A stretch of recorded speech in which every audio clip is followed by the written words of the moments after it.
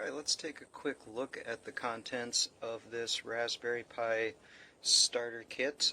We're just looking at the kit itself and the physical parts in here right now. I haven't loaded up the tutorials yet, so for my opinion on the quality of their tutorials, please refer to the text portion of the review. But just looking at the kit itself, there's a sticker on here with a link to the tutorial.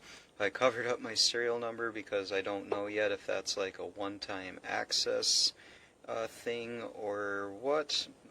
Probably just being a little paranoid there. Case looks nice. There's a QC quality control inspection sticker there indicating that somebody signed off on it. And there's usually a lot of stuff in these kits. Most of the time, once you start taking stuff out, you can never really get it all back in here, but that's okay. We've got a few card resources in here, and as you can see in the listing, all the various components from your keypad, some protective layers. This is going to go on and on and on, and we're not going to take everything out right now because, as I said, you can never get these parts back in here afterwards, but there is a plethora of items in here to get you started on IoT, Internet of Things types of projects. I'm pretty excited about that. I'm still waiting on my Raspberry Pi to arrive, but I've been working with Arduino projects for years, and I'm looking forward to maybe upgrading to Raspberry Pi types of projects with more power and stuff. This is a pretty comprehensive kit. You got some prototyping boards here if you're going to make a semi-permanent prototype of some sort. Going to have a breadboard down there. I'm familiar with a lot of these components because these types of things show up in Arduino kits as well. LEDs and buttons and sensors. That'd be a humidity sensor. Motors. Looks like a nice connector for the motors there. And actually don't recognize that one. So I'll have to do some more learning yet and see what some of these components are and what they're for, which is really what the tutorials are for. So I see a servo, I see an ultrasonic sensor, lots of nice stuff in there.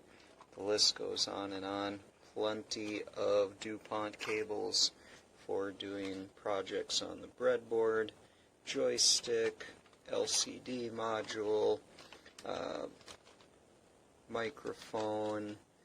I know there's speakers down in there, just all manner of things. So if you have a bright young mind who needs some projects to do some self-guided learning on, it's probably pretty hard, below a certain age group, realistically, for a student to just take off and run with this all on their own most of the time.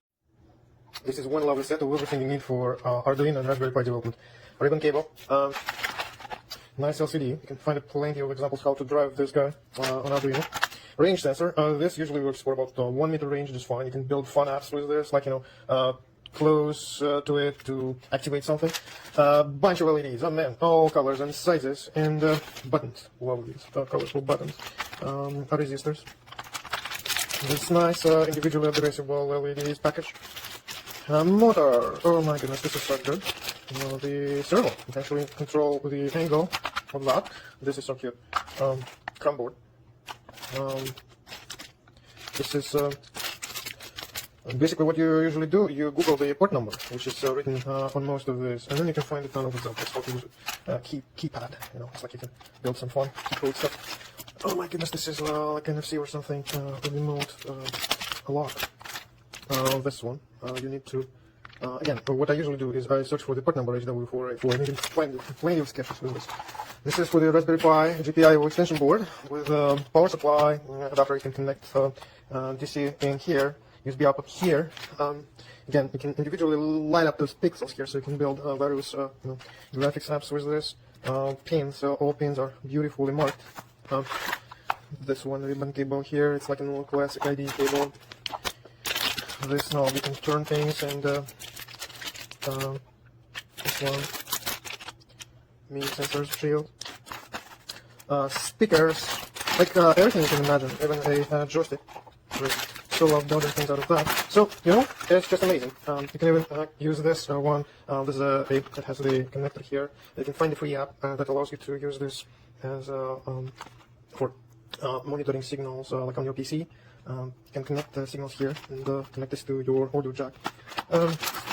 So everything here is super useful. Love it. So much projects could be built with this thing.